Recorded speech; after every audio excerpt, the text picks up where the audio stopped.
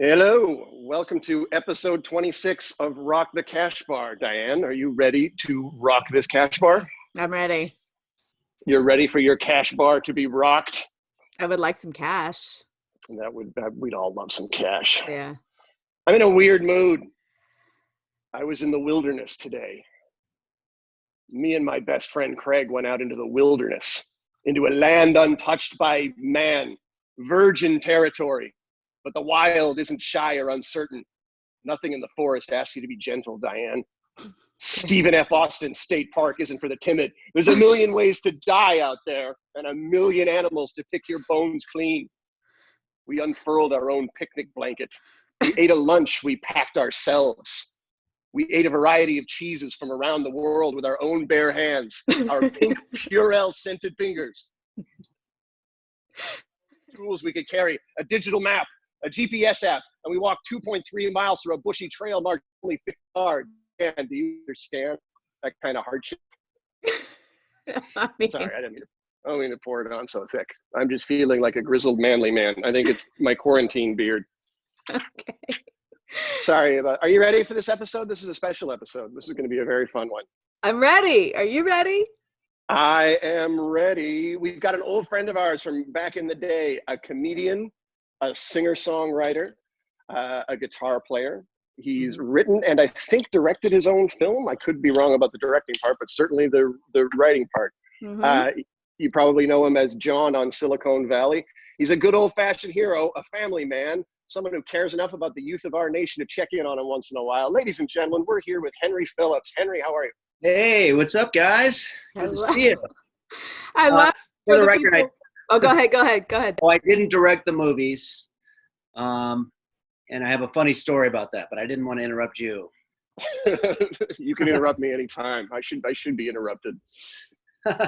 Should we name his like Ben just gave kind of a vague outline of his list of being awesome, but you may have seen Henry performing on Comedy Central Presents, Jimmy Kimmel Live.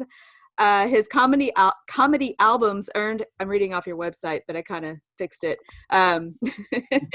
Billboard Magazine's Critics' Choice, as well as acclaim from... You may not have seen him on Comedy Central. I may not have seen him. Hold on, I want to get to this one part that made me laugh because I couldn't say the word. Acclaim from such notable artists such as Moby, who referred to Phillips as disconcertingly funny, which I had to look up disconcertingly. I like that. I think it means a little unsettling, which I don't know if I agree with that word. I have my own. His semi-biographical cult comedy film Punching the Clown received the Audience Award at Slam Dance Film Festival 09, and the sequel Punching Henry is now airing on Showtime. Is it still airing on Showtime? Do you know? No, but it might be Showtime on demand. Actually, no, as of now, it's on Amazon Prime. So perfect. Most people are able to see it that way. I just want to get that out there in front in case like we forgot through this conversation, because I really want people to go see those, because obviously we've seen them and we love it. But also more important to us right now is your web series, especially Henry's Kitchen, and now The Highwayman, which is funny. I've started watching that today. Oh, great. Thanks. You're welcome. Yeah, I'm really excited.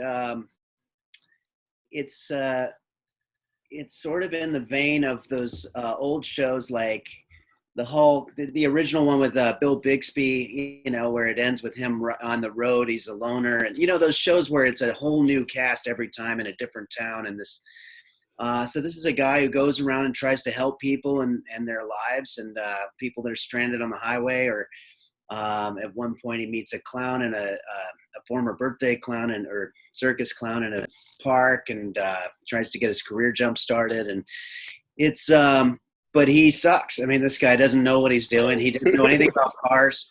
He actually he likes the idea of helping people. He just doesn't know how to do it. Right. And, he doesn't have any qualities about him, but he thinks that he succeeded every time somehow. So we're actually going to shoot one in a couple of days with Brendan Walsh, who's always one of my favorite. He's a great actor. I know a lot of people love his comedy. I do too. But I honestly think he's a pretty underrated. He's always funny and stuff. And so that's going to be a lot of fun. Great. And Yeah, I'm having a lot of fun with it. It's saving my ass too during this whole quarantine thing Oh, because wow. yeah, we've had to shoot around this COVID thing. Like actually with Brendan, we have to do like a fight scene. So that's going to be tough. But what we are going to do, my fiance, who's pretty brilliant with this kind of thing, and she said that we should look at some of those old shows where somebody was fighting a bear or something, because they're obviously not really fighting the bear, but whatever like really close shots of just punching sandbags or something like that. Right. Probably try to do a bunch of that stuff. These guys probably don't even need to be in the same vicinity, and then we can make a whole fight scene. And if it looks stupid, then that's what we're doing. So that's Even fine. better. Yeah. Yeah. Oh, that makes it way funnier. The quarantine thing might be a blessing in disguise on this, because that's just super funny scenes. Well, I also You've got thought, I mean, this is one idea, is to have two guys getting in a bar fight wearing masks. It's like, well, we're not interested enough to be wearing the mask, but we still want to kick some ass. We want to make sure we don't get our saliva on anybody. You know?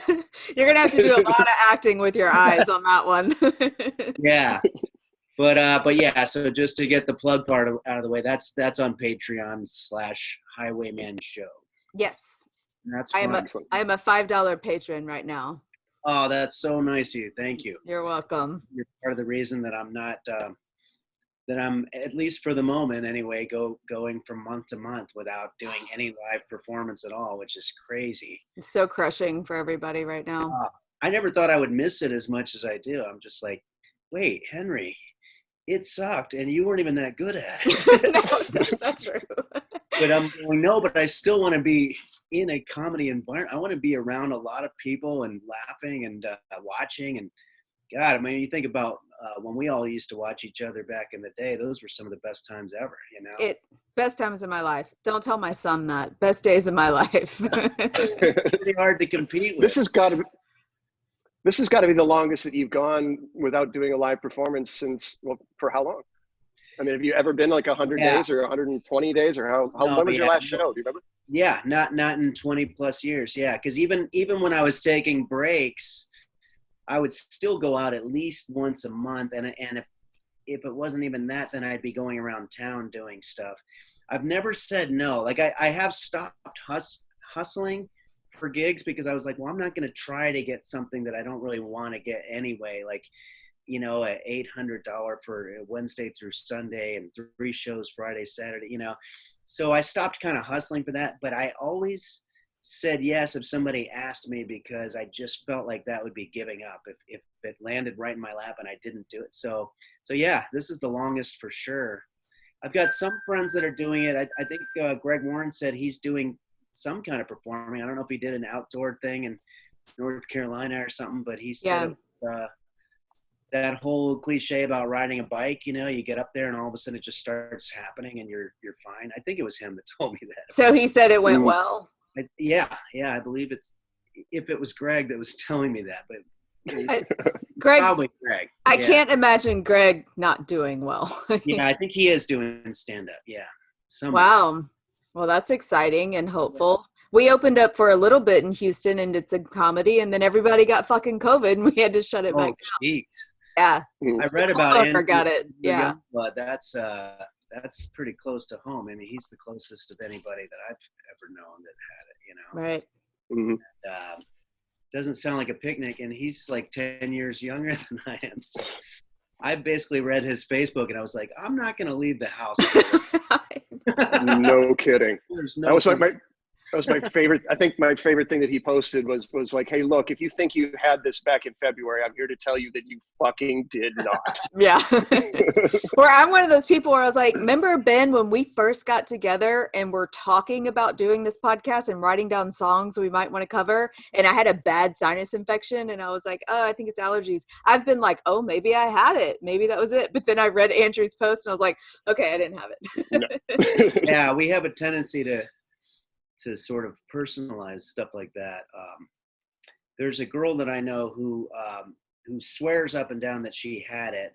She's like, but for me, it really wasn't that bad. I just sort of couldn't taste anything. And I'm like, well, did you get a test? And she's like, no, but all right. So, but then she also says that she was not at 9/11, but her brother was at 9/11, and then also she was at the movie theater where the guy did the shooting. Everywhere something happens, and it always miraculously takes the conversation to you when everybody else is talking. So maybe there's an incentive there. Oh, she's fun. She's fun. Yeah. Oh, I had. The Lusitania. Sure, I was there. BP oil spill. I saw it. Yeah. I was on the. She sounds like the Highwaymen's arch nemesis. Yeah, person who's been everywhere. Yeah, that would be good. I'm thinking about having an arch nemesis. I haven't completely developed that. Yeah. Freeway or something. Yeah, I have to tell you before we get into the song that we're going to cover of yours is I have told so many people to watch Henry's Kitchen. I don't know what it is about that show specifically, and I don't know how well you take compliments, but Corbin, my husband, and I watch it, and it's like every time, like we know it's going to be funny from like the first like scene where you're just standing there silent for too long and you can just hear like an air conditioner, like we're already laughing because we're just like, fuck, here it comes. But like you do awkward more hilarious than anyone I've ever seen, ever. Wow. Thanks so much. Yeah, I don't know why that's always been super funny to me. Just God, like, I mean, I know so many people that are in that situation a lot. I'm in that situation a lot. My brother, a lot of times I'm channeling my brother. You know, also there's a guy who was a friend of mine I was about to say his name, but he might wind up watching this. But I guess he's going to know who he is. His name's David Borden, but I'm always kind of channeling him a little bit. Nice. He just sort of is one of those guys who doesn't have the social cues. And as a matter of fact, I knew him when I was 10 years old and hadn't seen him since we moved out to California from New Jersey. And then we had a reunion like about, 5 or 6 years ago. And I met him at a coffee house and he was sitting there and he was like, "Hey, how's it going?" And I was like, "Oh, hey, David, how you doing, man? Yeah, good to see you." He's like, "So what have you been doing for a living?" And I go, "Well, I do this, stand-up comedy I've been doing for 20 years. And then he just goes, "How much money do you make?" Like we literally just said hi. Yeah. I was like, wow, that really just came right out. And I had to tell him I don't. But yeah, I'm always kind of channeling him. And just, anytime I see somebody. But that makes me feel really good. And when you were talking about the long silence parts, I think I've learned something. And that's that sometimes we tend to overwrite in film and maybe in stand-up too, but it's like we forget how funny it is just to be looking at something with nobody talking, like a fight scene, for example, or like what was the thing? Yeah, because sometimes I'll just talk over it while I'm doing this, but then I've had times where I just take the audio out and you just see me doing this and your brain starts doing a different thing while you're watching it. The movies that I think of the most are like, remember those old Cheech and Chong movies, which some people can't stand them. I've always been a huge fan, maybe because I was so young when I was watching it, but so funny. Literally just like, I'm already laughing. Or Caddyshack is another one. It's like, I'm already laughing before anybody said anything. Like I just, in anticipation, I know something's about to happen. And it's just the car pulling up and I'm already laughing. So yeah, silence can sometimes be a good idea. Well, Ben and I were talking right before you came on about how good you are at the awkward and how it's different from like, say, Michael Scott in The Office, where it's just like cringe inducing and you kind of want to like, I can't, but when you do it, we're like more. Oh, yeah, like you do like the cringe comedy thing without the cringe. Like you watch the stuff that you do. It's just like, I want to hang out with that guy. That's good. Yeah. It's so funny. Well, thanks. So how do we want to start? We chose The End of the World mainly because it's one of my favorite songs that you do. And also it just seems so comforting right now. Yeah. In quarantine. Yeah. How do we want to introduce this? Do you want to talk about like the concept, how you Yeah, you know what? It was one of those things.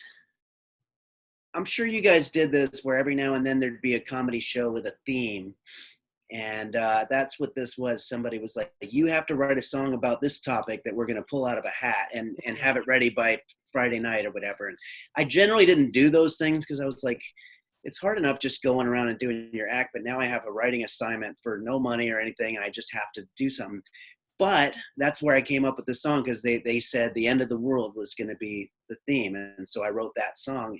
And the show was fine, and the song actually did really well, and it became a really crucial part of my act. So I guess doing those things is not a bad idea because you're going to wind up coming up with something. But I remember Googling the end of the world, or it might not have been Google yet by then. I mean, this is like early 2000s. I guess we were Googling, but yeah, I remember doing a search for the end of the world and reading about just how many times some group of people have prophesied the end of the world. And it's weird because we all do it. And what's funny right now is when you go to like Facebook and stuff, there's people saying, you know, oh, these fear mongers, you know, talking about how the virus is going to kill them. That's so ridiculous. It's obviously just a mind control by the government, and they're going to try to put a vaccine into our brains and all this. Don't you see that you're doing the same thing just with a you know, it's like that. How is that not fear mongering also, you know, but we all do it. And then I read about how in the year, I think it was the turn of the century in 1900, there were the Jehovah's Witnesses, and Carl Sagan is the one that I'm getting this from. This is a quote from him, but I'm just paraphrasing, but he said they prophesied the end of the world as at 1900. That was going to be the end of the world. And after that year, and it didn't happen, there were several options that they had. One of them was they could say, oh, well, we got the date wrong or whatever. The other one is they could say, well, maybe our religion is all just bullshit. You know, we just wasted everybody's time with that. But he said the one that they came up with, no one saw coming, and it was actually pretty genius. I think I know what you're going to say, but say it. I had a Jehovah's Witness friend in college. Say it. They went, well, we were right. There it was. That was the end of the world. Now we're in the end times. You were completely wrong, and now you're saying that you were totally right, and that now we're living in the part after the end of the world. Oh shit! It's crazy. Like, wow. And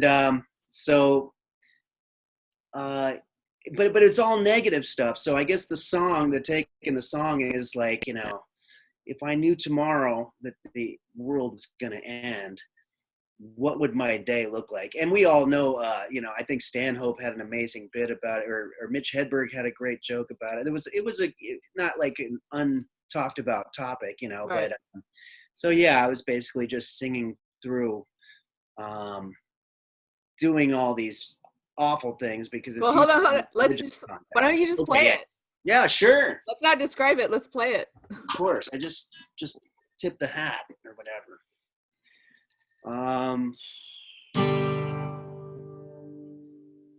Now I might have a hard time because, like we talked about it, it's been 4 months since I was gonna say I went through the song today and wrote down the lyrics. Do you need me to hold them up?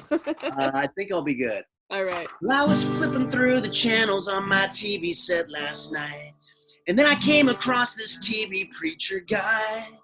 And he was talking about some prophecies, and I think I heard him say that tomorrow was the end of the world. So I went into my kitchen and I reached for that top shelf, and I grabbed the finest whiskey I could find, because there's no need to save the finer things for later anymore if tomorrow is the end of the world. And then I got into my car and I drove to a street corner. And I asked some guy where I could get cocaine. And then I went up to the prettiest hooker I could find and asked if I could do a line of blow off her vagina. Well, much to my surprise, she said she didn't have a vagina. And much to my surprise, I didn't care. Because there's no need to be getting transgender hookers anymore. If tomorrow is the end of the world, have a smoke, shoot some smack, kick a little kid in the fucking face. Steal somebody's groceries. Because there's no need to not be grocery stealing, little kid in the face, kicking, smack, shooting, hooker getting whatever the hell else I said, guy, anymore, since tomorrow is the end of the world. But when I woke up this morning, I took a look around. And of course, I saw that everything was fine. But I'm still gonna call and thank that TV preacher guy. Because I had myself a very lovely time.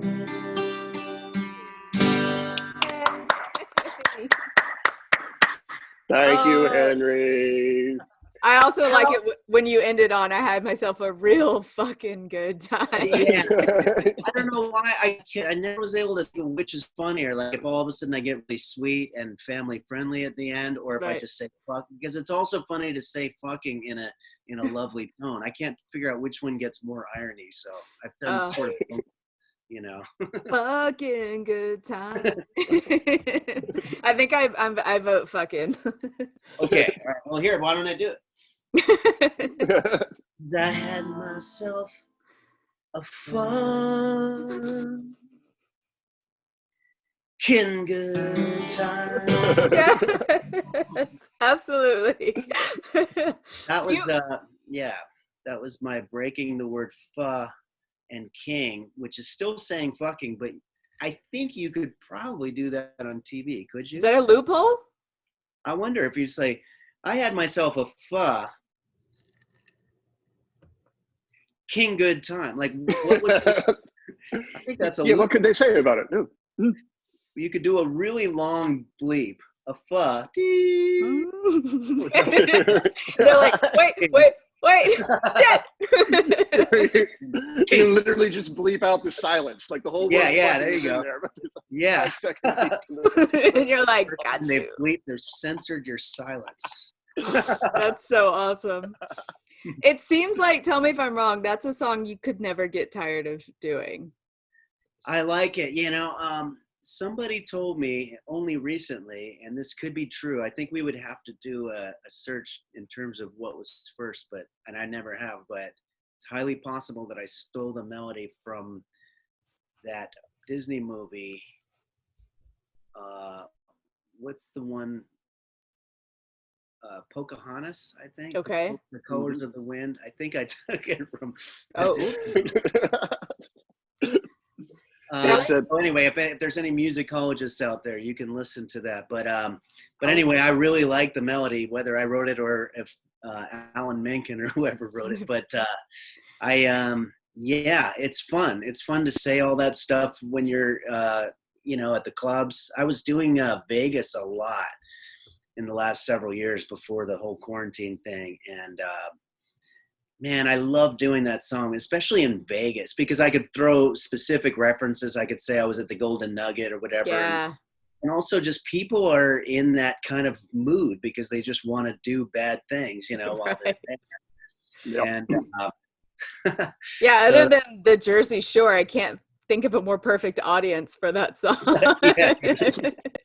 Yeah, no, it's like everybody just comes together, Well, speaking of that, I kind of wanted to talk to you about your process. So on this podcast, we talk a lot about the difference between like being a comedian and being a musician. And it's so crazy because both. You get to be both.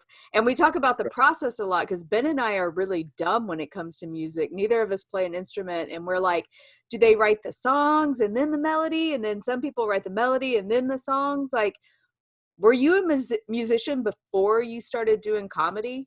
Oh, for sure. Yeah. Okay. No, I always loved music. And ever since I was like 8 years old, and took guitar lessons and everything, and tried to be in bands, garage bands. And we were into like Sabbath and all that stuff. And it wasn't until I got into my 20s that I started developing a sense of humor, and the musicians that I was out with.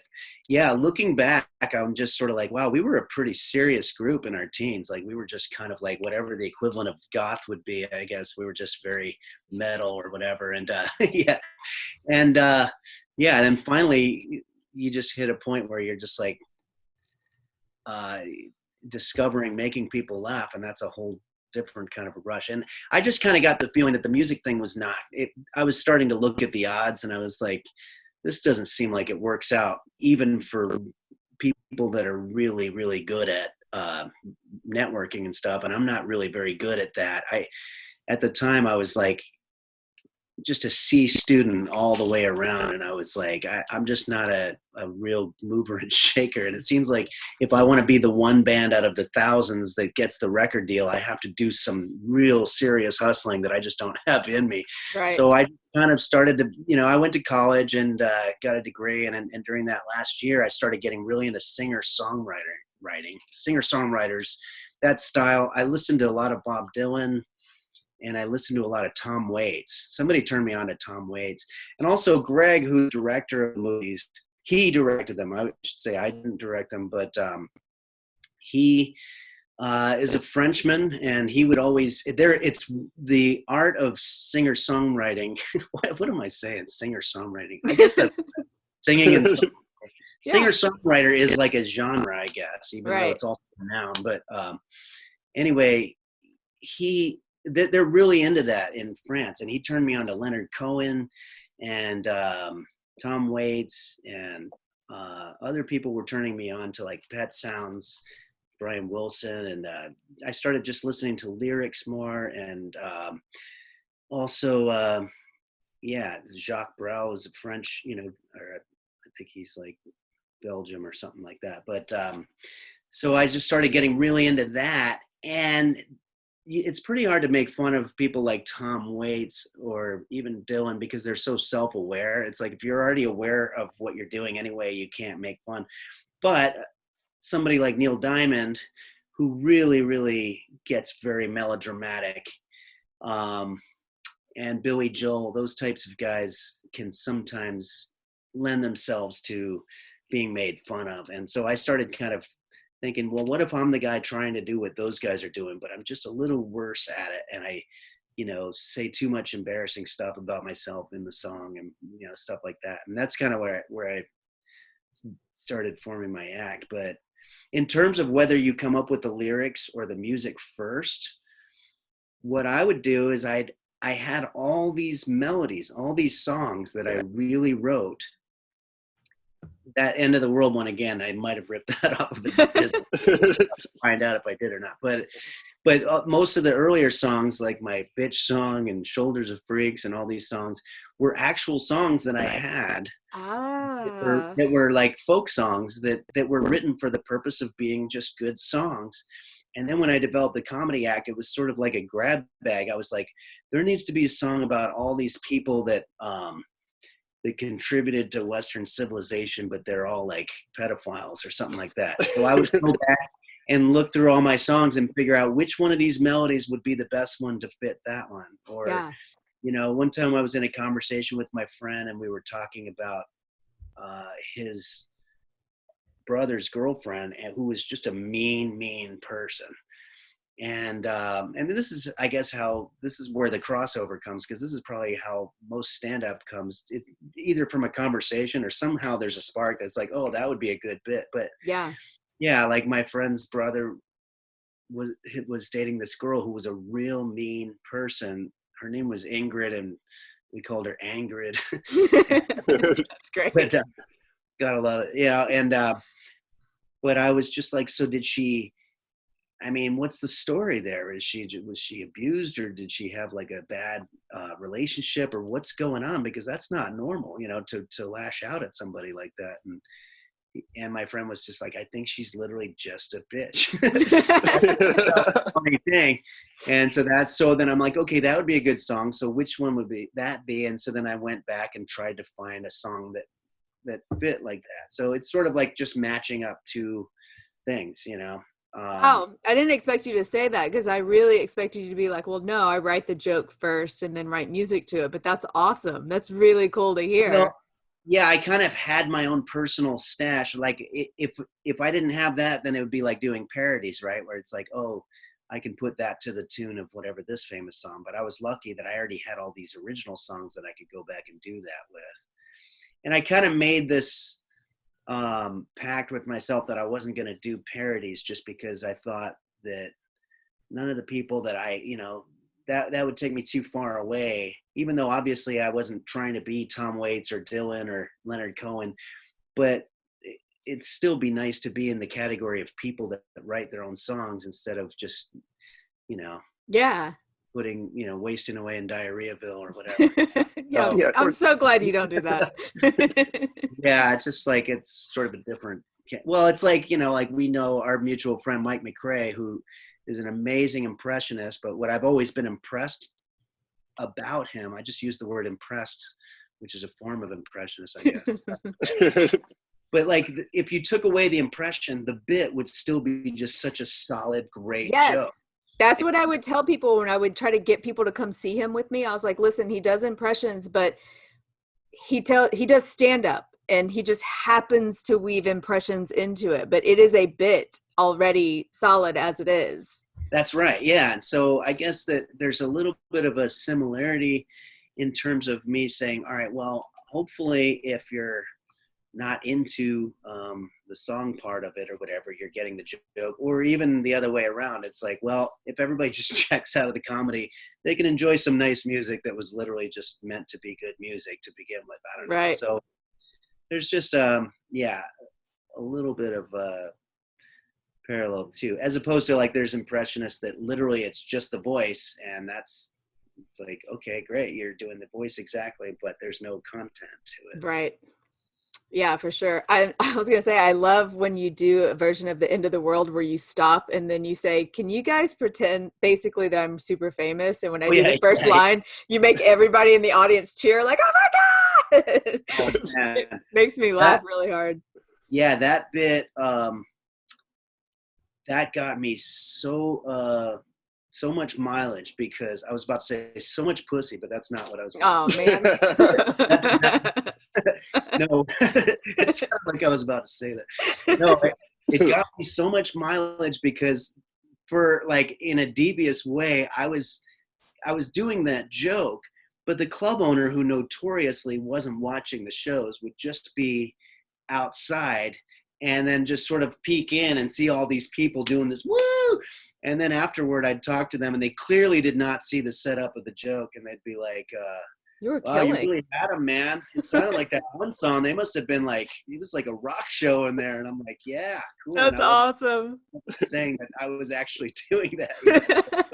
Yeah, no, every once in a while you just have a bit that you're like, oh man, I'm glad that one came to fruition, because it helped me jump further than I would have. That's really smart. What's up, Ben?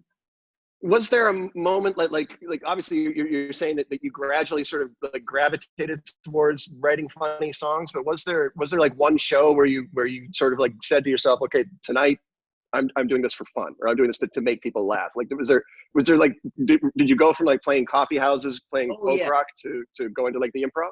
Yeah, totally. So I had my songs and I would record them, and I hung out with musicians, other singer-songwriters.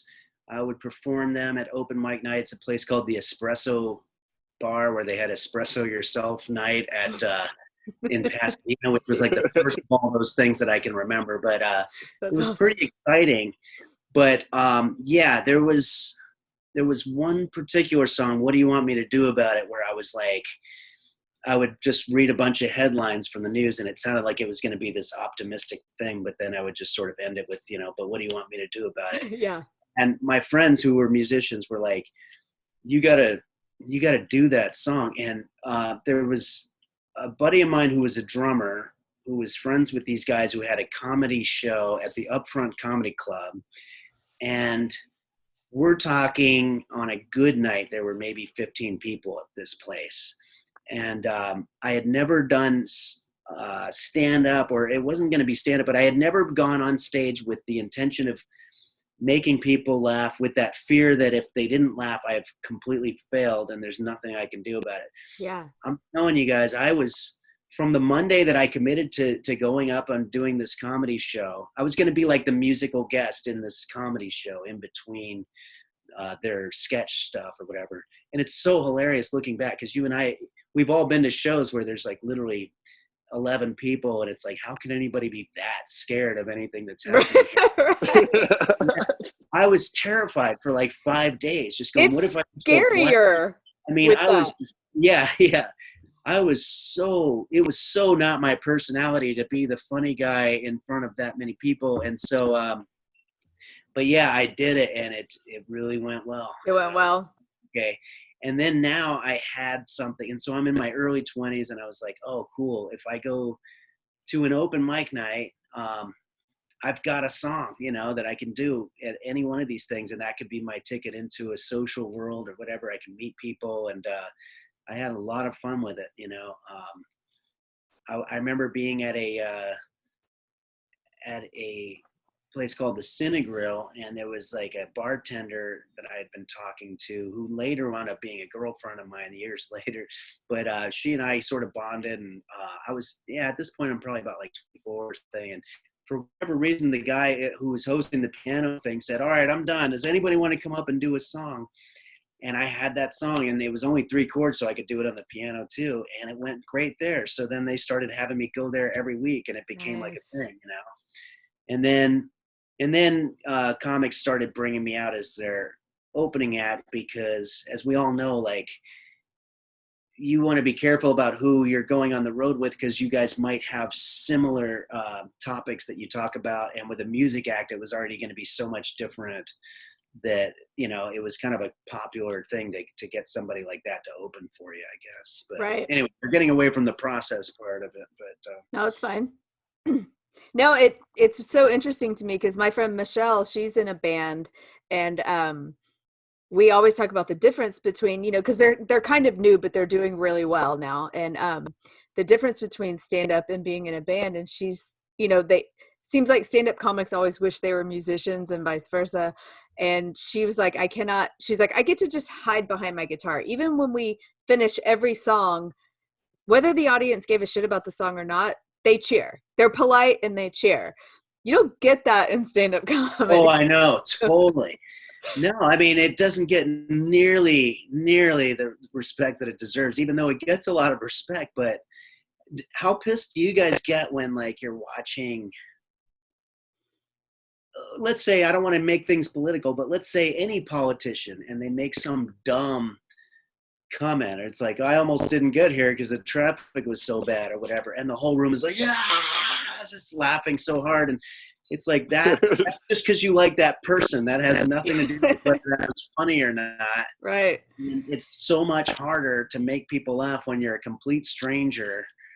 And do you guys remember watching headliners when you were like a fresh open micer really early on, and watching them do a bit and thinking, like, if you weren't already famous and you did an open mic, that would fucking bomb. They're laughing at you because they love you already, you know? Yeah.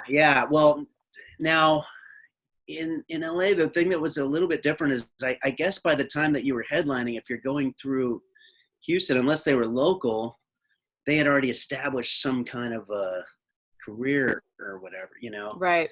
Whereas I remember seeing people that still to this day, and well, you guys know people too, that are just like these local legends that are just like, you're like, did I laugh that hard? Like, what happened there? I remember saying, well, this is a crossover. Remember Pablo Francisco? Mm-hmm. We used to go through the Laugh Stop all the time. And, yeah. I remember seeing, he was about, when I very first started, I remember seeing him at the Improv, and I was laughing so damn hard, I couldn't stop. And it was like, I was just vomiting laughter for, you know, an hour. And I remember thinking to myself, well, okay, there's something wrong. Like, I was drinking too much, or I was in a good mood. Maybe I was on GHB or something. I want a rematch. I want to go in there just stone sober and just sit there and not even in a good mood and watch again. And I got to say, I went in again, and I had the exact same experience. I mean, there was just some people, and he's one of them, that just was born to do that kind of thing. There's some real pros Yeah. up there like that they know how to like get that momentum from the start, and that ball never stops rolling, and then you're just like in a manic mode by that time. Yeah, and I was. Sorry, Ben. So I was emceeing for Pablo Francisco once, and it was like it was Friday or Saturday night. By the time the second show rolled around, he stopped early. Like he was supposed to do 45 minutes or an hour, and he only did like half an hour. So the checks hadn't even gone down when he came off stage, and so and he killed. Like he absolutely destroyed the place for half an hour. I'd already done, my 20-minute act, which is all I had. So I had to go up there and I did like another 20 minutes after this incredible and I just ate it for 20 straight minutes just while I like checked, and it was horrible. It was Did the management make you do that? They didn't let the show end there? Nope. They were like, nope. They were doing the whole stretch. thing. Yeah, the stage manager was giving me the stretch it out, keep going. We'll light you up. They just think like, oh, that's easy. Yeah, just like all they need is a body standing there, and it's like, I remember being at the Improv one night, and they were like, hey, man, can you go on? And I'm just like, okay, sure. Like I said earlier, I'll never say no, So I went in, I went in with a good attitude, and I'm just, hey, how's everybody doing tonight? Whatever. And it started going from a really good room to about like 10 minutes in. I was supposed to do like 20 or something, and I was like, this is getting really bad and ugly, and like they don't like me, and they're starting to talk amongst themselves, and now I've just lost them, and it was really awkward. And then I found out afterward that Kevin Nealon was supposed to be the headliner, and they all came to see Kevin Nealon, and they just sort of they kind of did the math in their head, because there was another show starting at 10 that Kevin Nealon wasn't going to go on that night. This guy that you're seeing up there with the guitar is basically it. And I was like, man, I wish I would have known that. I would have said no way. But I said, yeah, like, oh, that headliner can't do it. You headline, you go up there. And it was just like extremely painful, People were pissed off afterward. They were complaining, It's like, that's really hard. Well, we gave you this guy. Well, I don't want to watch this guy. No. We'll save it for when Sara comes on the podcast. But Sara Talamash has a similar story of like, I can't remember the name of the comedian. She's a Black comedian that did the circuit. The one at the Improv. Yes. She told me about that. Oh man, that's so funny to us, but it's so awful. It's not funny to Sara. I mean, she'll tell the story, but like basically the comedian was really late. I don't know if her plane was late, but they just started calling all comedians in Houston, like, just come fill the time until she can get on stage. And it was a very urban crowd, and Sara. Well, I remember her telling me that Cheryl Underwood. Yes. Was it? Yes. But I remember her saying that she was really nice. No, she was nice, but the audience was not nice to Sara. Yeah, real not nice to Sara. I'm laughing because I've been there, It's like, but I remember her telling the story. But it's like, in what other profession is there even a chance that you're going to be in a situation where God shouted down? Yeah, it's like, yeah. Cheryl came to, like, basically went out there and spanked the crowd, like, fuck you guy, you don't treat people like that. Yeah, like that was great on her part. But in our human evolution, if you were ever in front of 200 angry people, it was not going to end well. Like that was never. That's something we're trained to be very afraid of, and for good reason. Like that and jumping out of a plane are two really difficult things. Yeah, both diarrhea-inducing. Yeah, exactly. Totally. So you kind of you could do tandem stand-up where you have the guy strapped to you while you're doing it. I'd feel better about that. Yeah. I had a weird thought today. You know how musicians get together and do what do you call it when they come together and do a song together? A duet? Not a duet, but like when you would call the person and be like, hey, do you want collaboration? And I was like, wouldn't it be funny if stand-up comedians did collaborations? Right? Yeah. Oh, yeah, I know. I always think about that. Like the terms that musicians use are always a little bit more pretentious. He's on a solo project right now. Like, well, that's all we ever were was a solo project. Right. Congratulations. Yeah, we did that when we were in garage bands. Like, because you'd hear about like, oh, Phil Collins was in Genesis, but now he's doing a solo project, you know, and same with Peter Gabriel. But it's like, yeah, we're kicking Scott out of the band. Let's just say he's going to do a solo project. Not a solo project. He's kicked out of the band. Ben, I feel like I cut you off. I was going to ask a question, but did you have something? I was just going to say that it's a weird risk that Henry takes that comedians don't have to take, because like, but if your song is 5 minutes long and they're not liking it, like there's no off ramp for you. Yeah, you can't get out in the middle of it. There was a huge learning curve there too. I had to learn how to bail on a song if it wasn't working. You know?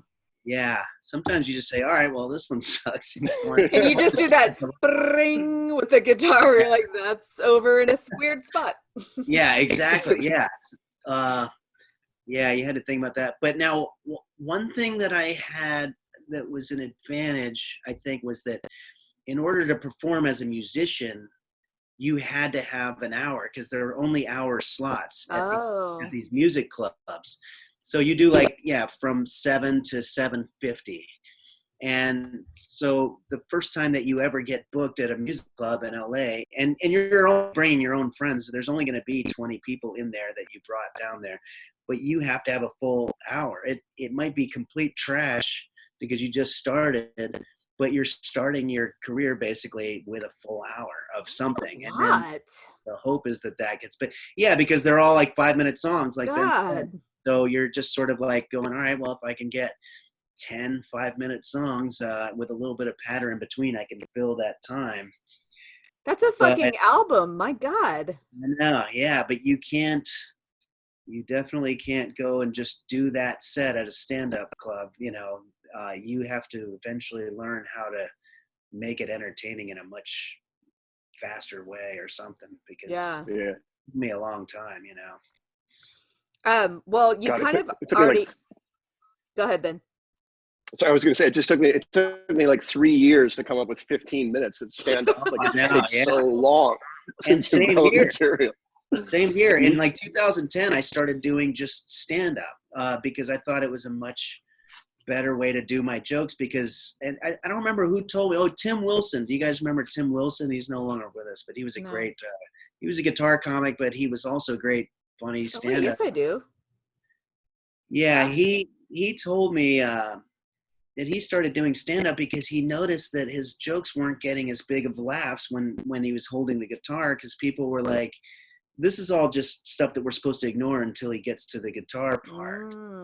So I started just doing the stand-up for 15 minutes in the beginning. But yeah, like you said, Ben, it's like I had to, it takes a long time before you can fill 15 minutes with quality stuff, you know? Yeah. Oh, so much editing, especially for these like one-liner comics. I don't know how they do that. Oh yeah. No, you've got to be so prolific. Yeah. It's like, I've got like maybe 4 of those in my entire 20 years of doing it. But it's like, how those guys would just write so many of them. That's genius level shit. Like I can't. Yeah. And I understand why those guys like Mitch Hedberg and Dimitri Martin like had to bring notes on stage, where I'm like, you have 200 jokes to tell. That's insane. I know. Yeah, there was another guy who I don't know if he ever went down to Houston, but he doesn't do it anymore. But his name's Nathan Trenholm, and he had so many great ones. They was just like, they were amazing, you know. And they would get stolen left and right. I remember doing and he'd be the perfect guy too, because he wasn't on TV yet or anything like that. So you'd go to, I remember I was hosting a stand-up comedy competition in Iowa or something like that. And like the open micer went up and won, even though I voted 0. Or I wasn't hosting, I was voting. I was like a judge or whatever, because he just did a whole bunch of my friends' jokes. And when the guys saw the voting tally, and the guy won anyway because they were such good jokes. But when he saw that one of the judges said that he was stealing jokes, this guy like took the $100 or whatever he got and just like got the hell out of there. Wow. But those jokes are very easily stealable, unfortunately. So that's a whole other issue with that. You had a joke stolen by Playboy magazine years ago, didn't Yeah, you? yeah. Ooh. It's a weird backhanded compliment. That's right. Yes, I think I was in. Well, the first thing that happened. Well, should I say the joke just so that we all Sure. know what I'm talking Oh about? yeah. So it was one of my first jokes, and it's definitely not a one-liner. It's kind of a little bit verbal, but I was like, yeah, I got this friend Susie who went out and got a new boyfriend, and they had sex, and they used a condom, but condoms only come. I guess they come 12 in a pack, and then she noticed there was a bunch of condoms missing, but they only used one condom. So she asked him, like, hey, what happened to the other condoms? And he said, oh, I use them when I masturbate. So she was kind of concerned, so she asked me as like her male friend. She's like, have you ever done that? And I was like, yeah, I mean, I've done that once or twice. And she said, really? You've used condoms to masturbate? And I said, oh, I'm sorry. I thought you meant have I ever lied to my girlfriend? That was it. And, yeah, So and it actually kind of came from a real conversation that I was having with my friend Susie at the time. And so I was doing it all over the place. I did it on TV, on Comedy Central, on a show called World Stands Up, whatever. And then it appeared in one of those, what was it like? There were these internet lists of, jokes or whatever. Okay. It wasn't credited to me, and a lot of my friends told me like, oh, damn, man, they used your joke. And then I was like, oh, shit. And then I was working with Tommy Johnigan in Iowa, and he was just getting started. And he told me that my joke was in Playboy magazine. And so I saw it, and sure enough, there it is, like in the humor section, but not my name's nowhere near it. And then How the did last they one was put it? Like Jackie Martling, Jackie the Joke Man, was doing it on Howard Stern. Oh, And fortunately, people were calling me up. Oh, and it was also on my CD from '98. I forgot okay. about that. And so you had proof that it was people yours. were calling the show Howard Stern, and they were like, I got the CD right here with the guy. It's Henry Phillips. You just stole the guy's joke. I'm doing my New York. The lovable New York guy is just like, hey, screw this. The CD's not very good, but you did steal the joke. Nice. Good. That fucking guy's playing Des Moines, Iowa for $500 a week. He needs help. Yeah. You can't steal from a starving artist. What the hell's Tommy Johnigan doing with a Playboy? That's what That's awesome. Yeah. Well, you kind of already answered this question, but so Ben and I always talk about like we as teenagers liked the same type of music, and we feel like it kind of shaped us as adults. So yeah, it does. What did you listen to like in your formative years, and do you still like that music, and do you feel like it has shaped you as a person? Yeah, it has. And it's so weird, isn't it? Because it's like, it's just vibrations, sound waves coming out of acoustic instruments or electric instruments, whatever. Why would it have a stigma attached to it? It's like, I won't hang out with people that like the vibrations that hit their ears in that particular fashion or combination. It's so weird, but it's so true. And yeah, for me, it was metal all the way. I just Ozzy, Sabbath, like especially the dark metal stuff, AC/DC, Back in Black, like that album. That's really surprising because that doesn't, like, I don't hear that in the music that you play. Like, I would have thought that you would have said like you were the weird kid who was into James Taylor or something. Yeah, like that. I wound up completely rebelling against metal, if that's even possible.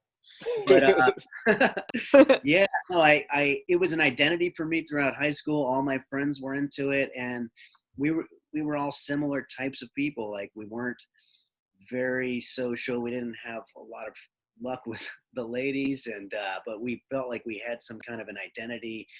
And we'd sit back and talk about how one band sucks and then the other one's great or whatever. And did you use the word posers? Because we use it a lot. Oh yes. Yeah, we would say that. I guess Poison or that kind of thing was considered posers. Yeah, glam rock. So glam rock. Yeah. And Jerry Dixon, the bass player from Warrant, was actually in our school. Like, he was a year before I was. So we couldn't really, we were sort of in it too. So it wasn't as embarrassingly weird as it looks now when you look back at it. Now it's like, what the hell was going on? But it was still, yeah, I was like, hey, let's bring it back, let's bring it back to the Ozzy, he didn't have like makeup and all that stuff. And it's like, also, it's like the singer from Europe, I always remembered looking prettier than any girl I had ever met and talked to. And his just hair like, was so really nice. weird about that. It's just like, this is the way he kind of goes like this. I'm just like, nah, this is confusing. Yeah, exactly. Isn't dude looks like a lady? Isn't that supposed to be about like Vince Neil or something? Like I heard. Oh, interesting. I didn't know that, but yeah.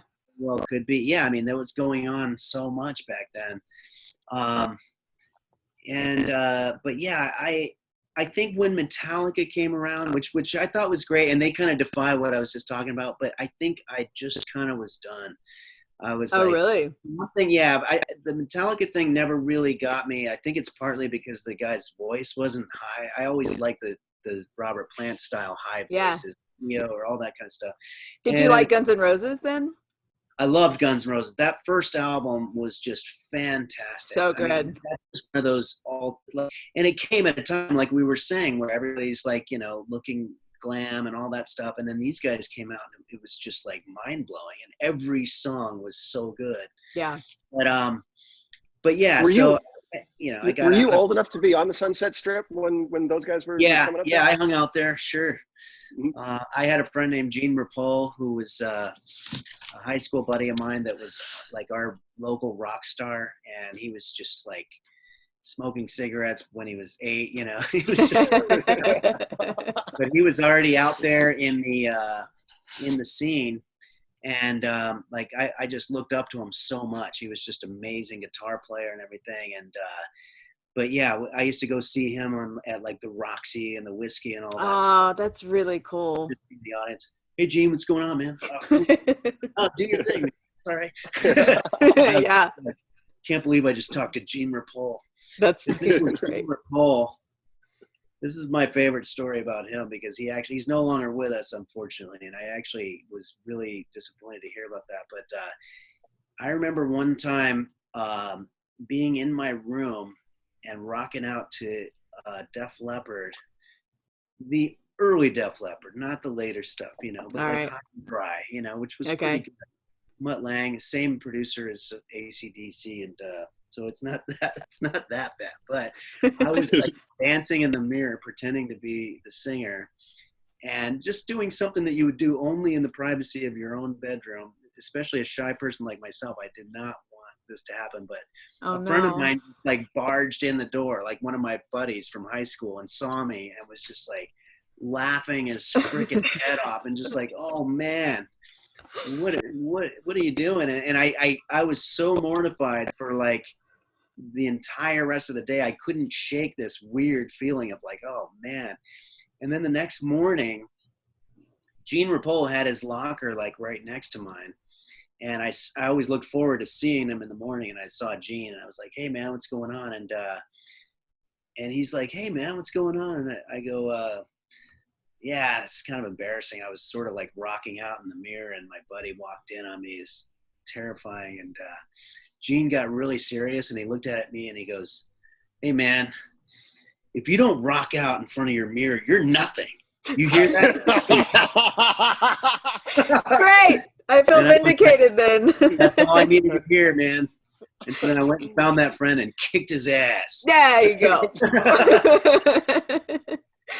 Dude, I didn't only just rock out in front of the mirror. My parents had the big VHS recorder, and I made so many videos as a teenager. We posted one on our Patreon page, but I was like, I'm gonna be a rock star. Oh, yeah. And I can't No, sing. I mean, like, I'm sure Robert Plant, well, especially, this might be just veering off slightly, but don't you think it's kind of interesting? Because stand-up attracts a lot of people that are cynical and just sort of like, I'm not going to wear some fancy clothes. I don't want to look like a douchebag, I'll just do a white t-shirt and jeans because that's who I am. But then we all grew up with Led Zeppelin and, who are super cool, but it's like they knew the importance of like when you're on stage, you're a different person, you know? And it's like, maybe Yeah. you don't look like Marlena Dietrich or something like that, but you definitely have a look, whatever look is. And I fought against it my whole stand-up career. I never even really got very good at it, but you know, Mitch Hedberg got it, you know, Right. Stanford got it, you know, uh, all these guys, you know, so it's not something that people should be fighting against. You shouldn't have any fear of being a show person because you're on stage, you know? Wow. So you just hit on something we've talked about in the past. Like I talked about as a female, and me and Sara have talked about when we came up, it was like, you know, the Janine Garofalos and stuff where we didn't dress. Like I would never dare wear a dress on stage. I was like jeans, black shirt. I didn't want you to pay attention to how I looked. I wanted you to hear what I was saying. Mm. And the female stand-ups now, me and Sara were kind of struggling with like how short and tight their dresses can be now and like how beautiful they can look, where we're like, are you doing that because you don't believe in your material, or are we bad feminists and they're like, you can do it all, you can be sexy and funny, and I'm the one with the problem with it, you know? Well, yeah, no, I'm sure that it gets into a wholly different level, you know, because there's that stereotype of like you're supposed to be more presentable than it's anyway, and so like there's just even more pressure, I would imagine. Well, we also had this conclusion of like when we were doing it, YouTube wasn't a thing. And we didn't have to deal with the harsh comments, like the layers of Oh, comments of people God. just being Yeah. shitty about your appearance, not even listening to your jokes. And these girls today, women, they have to. And it's like they're just trying to please everybody, but, you know, hopefully That's knowing that right. they I didn't don't even need think to. about that. Yeah. Yeah, 2005, I think it was when I first read the first negative comment about myself, because it's like you never heard that, you know, it's like you just Yeah. never, maybe a bad review, but that was pretty rare. Usually they would go easy on the person who's not famous or whatever. But yeah, the first time I saw that this guy sucks, I was like devastated. I was like, God, I suck? I've never had anybody say that. And it's like now that's just called any day, you know? And Yeah. but yeah, Janine Garofalo though definitely was not unattractive to people at the time. You know, it's like she had her own Right. style, you know, so. But she didn't go up there in like really tight dresses, No, or yeah, she that's didn't true. Yeah, glam up. She was just great the way she looked, but she yeah, just true. looked normal. Yeah, I didn't realize that was happening a lot, but I'm not as in it as I used to be. But It's yeah, interesting. It's different. And I'm trying not to be a jerk about it and being like, why are you looking like that up there? But I'm like, Dianne, shut the fuck up. She's funny. So you're the one with the problem. oh yeah, no, I mean, well, there's also like, you know, when you see a dude who looks like you know, he should be on soap opera or something doing stand up, you know, and it doesn't mean that they're unfunny. It just, there's just a little bit of extra sort of like It's confusing. Like, how did you learn this? Who taught you how to do yeah, this? yeah. I thought we used this as a defense mechanism because we didn't have what you did, and here you are doing it, you know.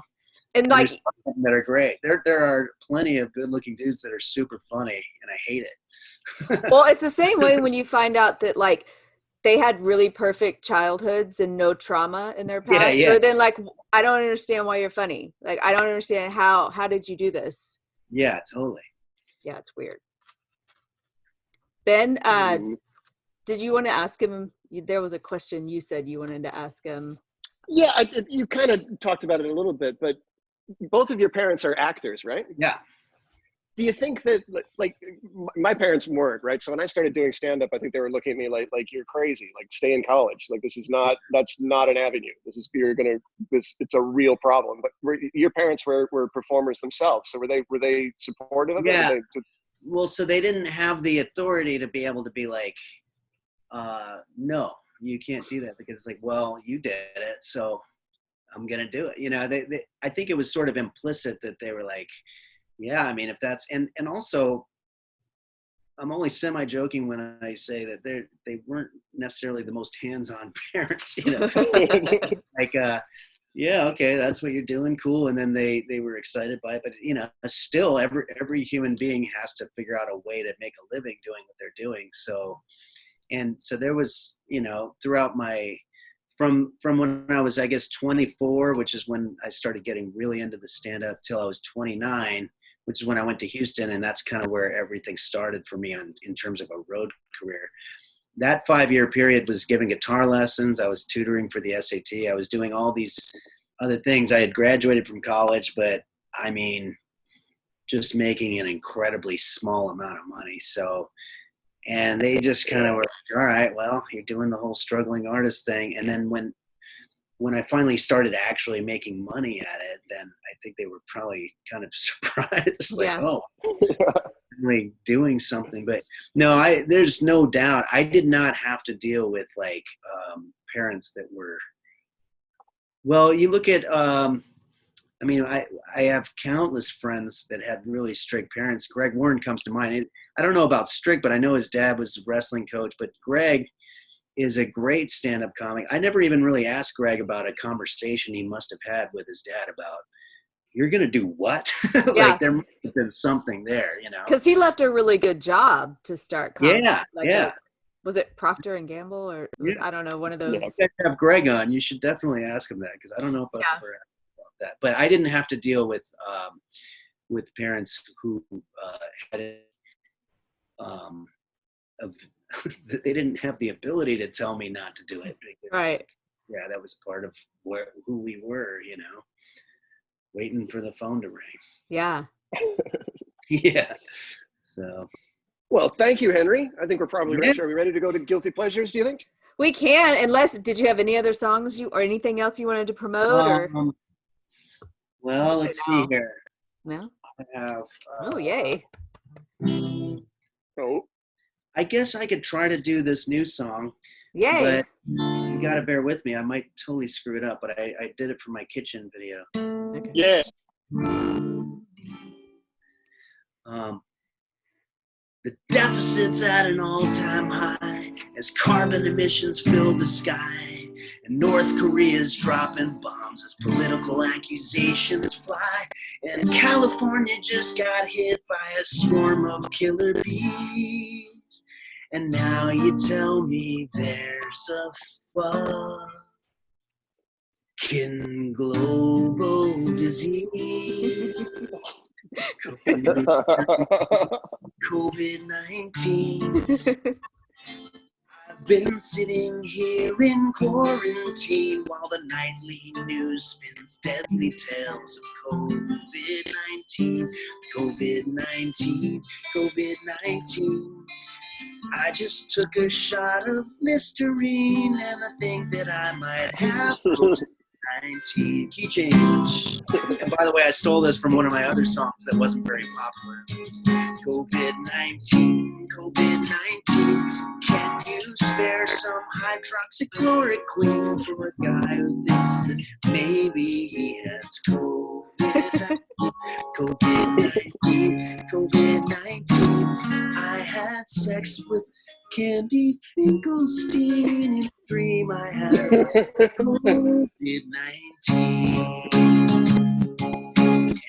I can't wait till I'm dead from COVID-19. Yay. Oh, we need a theme song these days.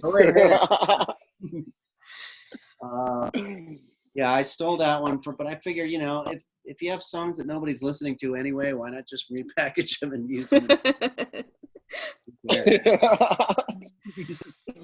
Well, thank you so much, Henry. Stay on. We're going to do a couple segments here, but I want you to be a part of it. Absolutely. So the first one we do is called Dressed Up Like a Douche, where we have people give us their personal misheard song lyrics. Yeah. And the one I want to do today is from our pal and comedian J.R. Brow. Oh, I love J.R., yeah. So great. So in Cheap Tricks, I Want You to Want Me, after he says, didn't I see you crying? He thought it was fiddle on a loan without a friend. You know, you feel like dying. Oh, right after that. Oh, yeah. Which I was like, for years, I just like, feel like dying. I didn't even try to figure out what he was saying there. I think it was literally like in the last 5 years, I was like, let me just look that up. So I quit doing this. And it's, oh, totally. Yeah, it's feeling all alone without a friend. Which, by the way, I had a similar situation, and I tweeted about it, and the guy actually got back to me. Like my situation was I had always been doing that thing where I was listening to the song Africa by Toto, and I don't know the words, so I'm just sort of going like nonsense stuff, like, you know, Kilimanjaro rises up against the situation or whatever it was. And then I looked up the lyrics just to be like, what are the real damn lyrics? I was doing them correctly. Like, it turns out that's what the words were. Oh, that's great. I thought I was singing utter nonsense, and it's exactly right. That's so funny. I did a tweet about it, and you can see this if you look it up. Steve Lukather, who I love, is the guitar player from Toto. He's a huge idol of mine as a guitar player. Responded to my tweet in a pissy way. He was like, oh, no. yeah, whatever, man. It was just dumb lyrics, but we made a hell of a lot of money, and money's good, right? Like, it was weird.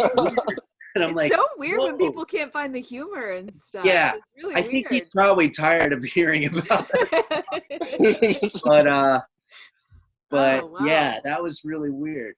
But there's something weird to find out that really is fiddle on alone. Whatever. Yeah, right. Sometimes you just got to fill in the syllables to keep the song going. Yeah, exactly. All right. Yeah. Okay. So now we're going to do our guilty pleasures. Yes. Ben, do you want to go first? I do. This is definitely a guilty pleasure. My guilty pleasure this week is CNC Music Factory is a mastery of jams that just have to be pumped till your ears get sore. Live from Brooklyn out to the California seashore. I'm amazed at how much of that song I heard it like last week. Like, I still know all the words to this thing. It's still wedged in my, I got to get it out. Something more important needs to go in those brain cells. CNC Music Factory owned Top 40 radio for so long. Yeah, that's a good one. Yeah, that is. Because, you can't really admit to everybody that you're into that. Yeah. Does it make you want to dance? Is that what do you like about it? I don't know, but I turned it up. Like Natalia and I were riding around in the car. Just like, you gotta listen to this. This is me at probably 10 years old. All right, we'll have Henry go last. Mine is I thought this was a song everybody liked, and then I tweeted about how fucking great this song was, and our friend Mike McCrae. So I don't even remember what snarky comment he made, but he made it very clear, like, Dianne, this is a fucking dumb song and you're dumb for liking it. And then I told it to Corbin, who I thought was on my side, and he's like, no, yeah, that song sucks. So I'm like, what? It's Come and Get Your Love by Redbone. Come and get your love. I love that. So also, the video is just like entrancing, you know. I guess because they're Native American and they're doing some kind of I did not know that they were Native American. I always heard this song in the voice of an old black man. I always thought it was some like old black dude up there. And so then I went and watched the video and I was like, oh, now it makes sense. I hear the hey. I was like, oh, it's like Cochise. I didn't realize. Oh man, I love that. Yeah, I really dig that. It's great. I hear it a lot because I watch a lot of F is for Family because I'm obsessed with Bill Burr and I love everything he does. But the opening credits of F is for Family is that song, and it just makes me like jam every time. It's such a great song. Oh man. Maybe it is a great song. Maybe Mike McCrae and my husband are the only ones who are fucking wrong. No, now that you mentioned McCrae, I'm afraid to say what mine is. Okay. Like, I have to rethink my whole thing. And also, both of yours sound cool. Your turn. No, I'm not going to say the one that I was going to say. Oh, we've done horribly embarrassing. I like a lot of yacht rock. I like Rat. I like a lot of glam rock. So no, please. I'll tell you what it is, and I'm not ashamed of it because, it was an amazing time in my life called the 80s, but girls just want to have fun.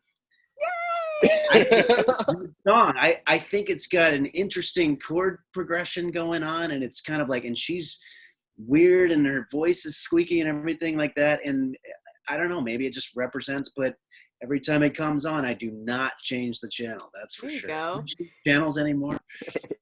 I think Yeah. I just give it away that nowadays if it comes on, it's because you asked for it to come on. It's on your playlist. Me to 1990s FM radio anymore. Well, we talked about that song before. Me and my friends went to one of those booths where you sing and they record you and they give you a tape. Like when you're young, you could like sing a song. And we tried to do Girls Just Want to Have Fun thinking it would be easy and not realizing the octave range that woman had. Oh, yeah. Yeah, she was a great singer. Yeah. When she goes, I want to be the one to walk in the sun, like your voice just goes out because you can't hit it the way she hits it. Yeah. I could do it in front of my mirror and Jean Rapone would be fine with it. Yeah, now if I was doing Cyndi Lauper, I think even Jean Rapone would be like, dude, you're But yeah, like even that lyric, I want to be the one to walk in the sun. It's kind of cryptic, you know? It's a little deeper than just regular old lyrics, you know? Oh, Cyndi was incredible. She's pleading with her dad to understand, and it's pretty cool. It's good. It's good stuff. I like it. All right.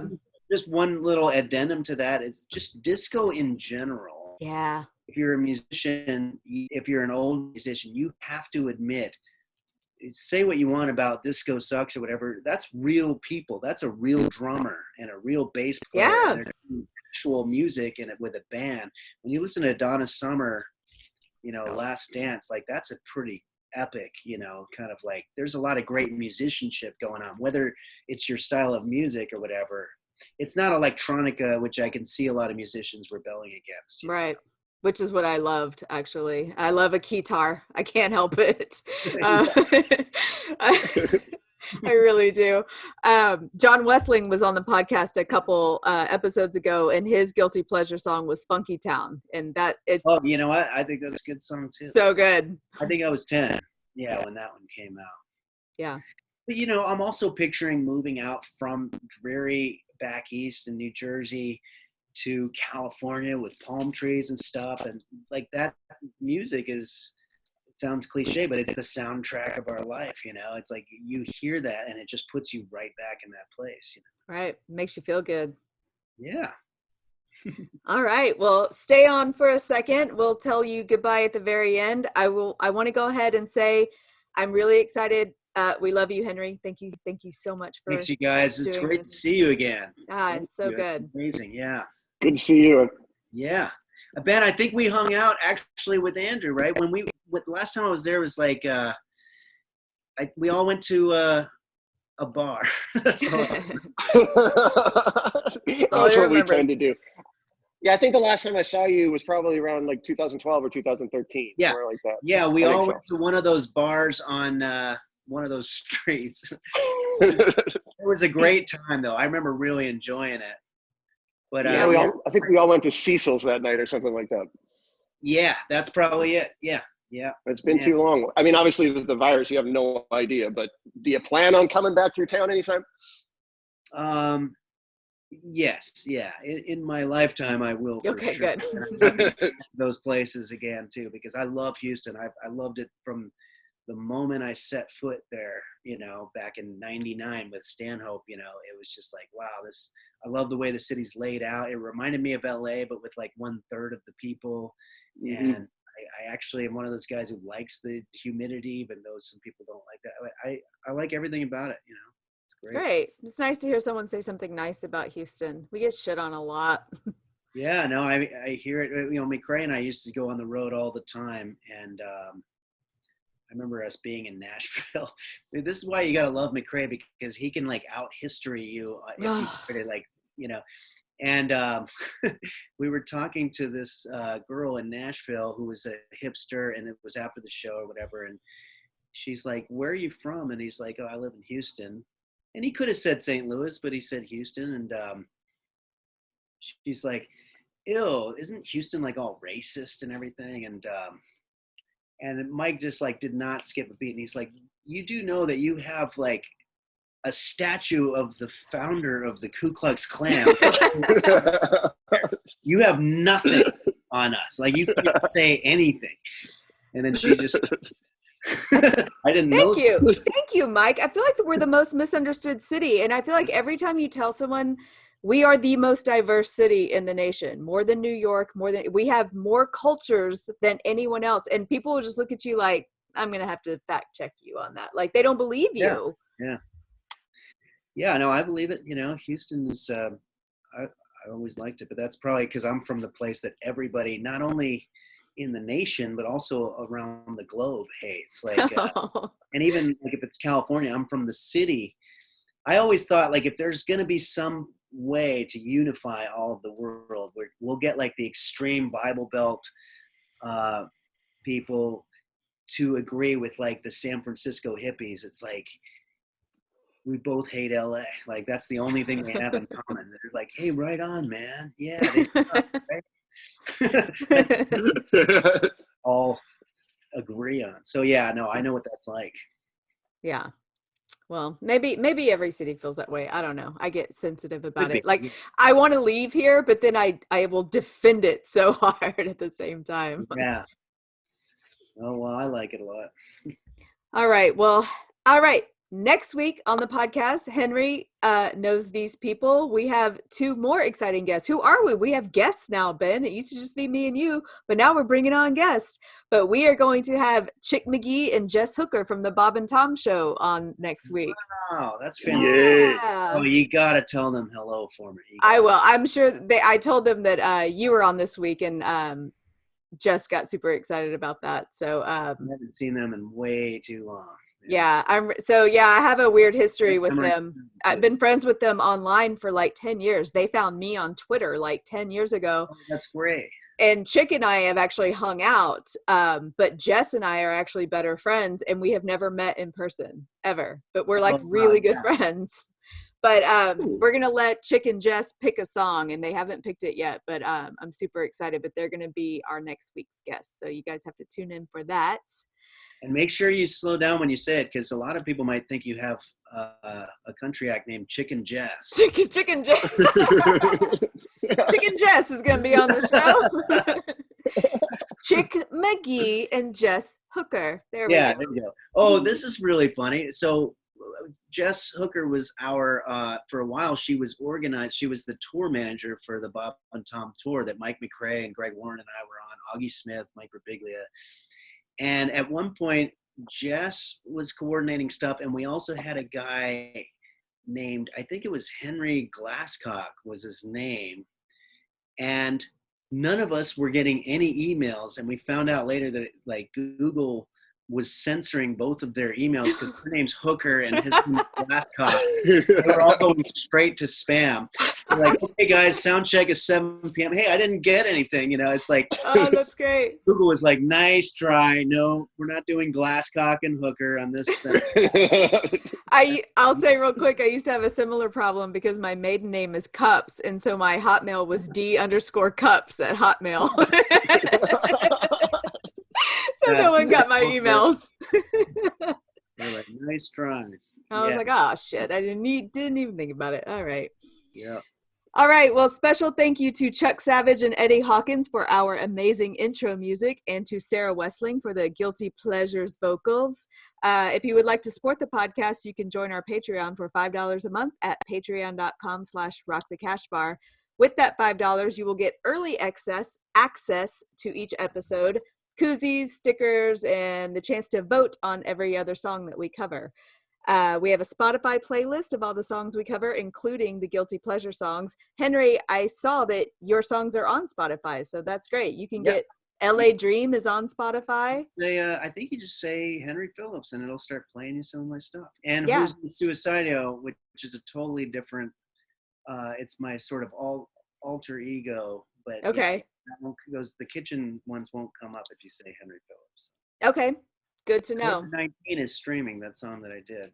Okay, great. Everybody look all that up on Spotify as well. Thank you guys for tuning in. New episodes every Thursday. Please, if you can, give us 5 stars and give us a nice review. It only takes a minute and it really helps us out, and we would appreciate it so much. Thank you, everybody. See you next Thursday. Thank you, Henry, so much. Thank you, Henry. So much, and I'll be calling you when I get into town someday. Please do. All right. Deal. See you guys. Take care.